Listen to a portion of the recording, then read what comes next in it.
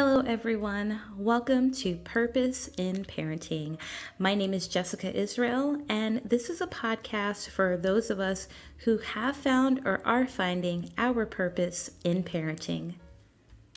Just a quick disclaimer, this is real life for real parents. So if you hear a child in the background, you hear some noise, we will not be editing it out. And the purpose is to really relate, to talk about the truth of what we go through, and to really just have that conversation amongst ourselves with others who can relate. So it may not be perfect, but guess what? Life with kids never is. Now, let's get into our new episode. So let's talk about the difference between homemaking and being a stay-at-home parent. It's so interesting because I'm sure many of you probably thought the same thing before. I really used to think of it really as kind of being the same thing, where homemaking, maybe if you didn't say you were a stay-at-home parent, was essentially meaning that maybe you didn't have kids, but usually they were one and the same. But I saw someone on YouTube a while back talk about the difference and how she separated them out in her life. And I thought, oh my gosh, this is really phenomenal. It was like the light bulb went off. And I think if we separate the two, it actually would make our lives a little bit easier in terms of prioritization and what we're choosing to spend our time on, and also the credit we give ourselves and understanding what we've accomplished in the day. Because I know we can be really hard on ourselves a lot, feeling like the day's gone by and we've really done nothing. Maybe if we're lucky enough, we got some toys cleaned up. We got the meals made. Maybe if we're lucky, we got the dishes done. But a lot of times we're feeling like, all right, the day just went and it really didn't get much accomplished. If you did, then you're probably feeling burnt out. I'm sure many of you can agree with me on that. So the way she was describing it was really the homemaking being the things you do for the house. So the cooking, the cleaning, the getting the laundry done, all of that stuff falls into homemaking. But being the stay-at-home parent, that's really different. Being the stay-at-home parent is interacting with your child, playing with them. If you're doing homeschooling, that's also the teacher role. That could even be segmented out. But being that stay-at-home parent really is about how you interact with your child, the things you're doing with your child throughout the day. And it was really enlightening to think of these things as two separate roles, as two separate jobs. Yeah, we're one person, but we have two jobs. The same way if you work for a bank during the day and then you drive, a ride share at night or deliver pizzas at night. It's the same thing. We're doing two jobs. And I think it's hard for us sometimes to separate it because we may be doing those two jobs either simultaneously or we're doing them in conjunction with each other without really a separation or a break. So if you have two jobs outside of the home, you easily know when you leave job A, then job A is done, and then you're going to job B. You're not going to do part of job B while you're at job A. And we do that a lot when we are homemaking and in our stay-at-home parent duties. So when you look around and you feel like you haven't gotten anything done, I really urge you to reassess that and think about that really differently. And also, I think that it would help with that parent guilt that sometimes we feel when we've gotten maybe all these things done off the checklist, but maybe we didn't give our kid as much attention as we wanted to. And then now you feel guilty over that. And if we're able to prioritize in that way and separate those two jobs, not just the task, but the jobs itself, we'd feel so much better. So when you say, hey, my priority is being a stay-at-home parent, my second job is being a homemaker, then you won't feel as bad when you're saying, you know what? those dishes can stay in that sink. Maybe we're just going to order pizza because I'm going to spend more time with my kid tonight. Or we're going to go to the park and we're going to have a good time, and I'm not going to think about what needs to be done when I get back home because this is the job I'm on now. I'm on the clock for being a stay at home parent right now. This is my time with my child. This is not my time to worry about the cleaning or the going to the bank or anything else. And then, when you do transition into the homemaking role, understanding that, okay, these are my duties for the day. I'm going to, wash the sheets. I'm going to, sweep and mop the floors, and I'm going to do the dishes, which is a lot. It may sound like 3 tasks, maybe to someone who isn't as familiar with it, but that's a lot, especially when you have a child at home. And then, if your child is in school, it's still a lot because you have limited time in the day, and it seems like you have to get so much done, and you just need a little bit of that time for yourself. But that is also the next thing, is that when you separate those, I feel like it'll help you get a little less burned out because you can say, you know what? This homemaking task is gonna, sit on the shelf for a moment because this is gonna be my time. And like I said, it just really helps you prioritize that time that you have throughout your day where you're saying, okay, first and foremost, my priority is being a stay-at-home parent. So let me make sure my child is okay. Let me make sure I'm spending this time with them. You won't feel like that 15 minutes or 5 minutes of interaction is taking away from you getting something else done. Because a lot of times we do feel like that. We feel like, well, no, I can't do this because, I have to do X, Y, and Z, or I have to get this other task done. Well, that's a different job. Right now, you're on the clock for being a stay-at-home parent. So spend that time with your child. Dance with them, sing with them, watch a show with them.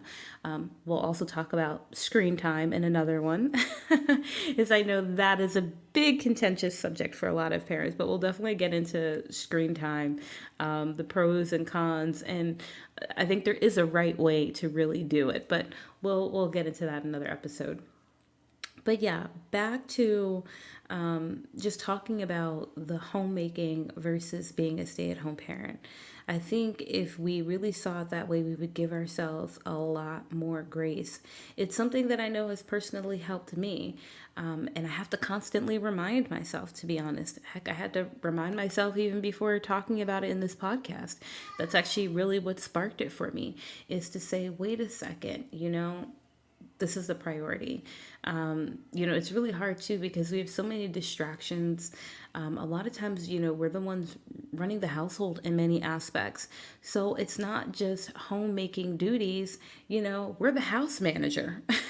We're taking care of the bills. We're taking care of the, actually paying them, to whoever it needs to be paid, keeping track of the bills, the logistics, things that need to be done, the doctor's appointments, the meetings, all this stuff. It's a lot of work. It's really a lot of work. I remember when I was working in a small business. I guess I can call it corporate America, but it was a small business.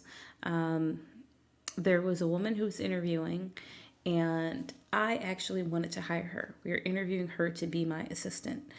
And they didn't want to hire her. They wanted to hire someone else who it actually turned out not to work out well, which I could foresee that in a way.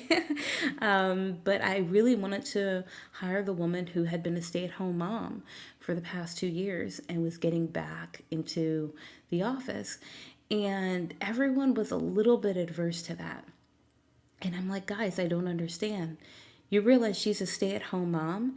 That means that she's literally working every day, no breaks. Then she helps her husband run his business. She's taking care of everything for the house, everything for her child. Like, this woman is phenomenal. You don't think that she can manage multitasking here? With a child, they're a very tough client, okay? So I think she can handle the job, and I think that she'd do magnificent at it. Unfortunately, like I said, they voted me out and didn't hire her. I got overruled on that. And that's something that I feel like happens a lot, where we kind of face this prejudice in a way where if you stay home with your children, people think that you're just lazy. People don't view it as an actual job, but it is. And it's an extremely hard job. It's an extremely rewarding job, but it's a very hard job. Like I said, it's 24/7. There are no breaks when you're a stay at home parent. If you do get some, they're minimal, and thank goodness you have it because you need it for your sanity. A lot of times, our bathrooms are literally the only place we get a break. It's the best time ever is when you get to go to the bathroom because that's where you're taking your break. And,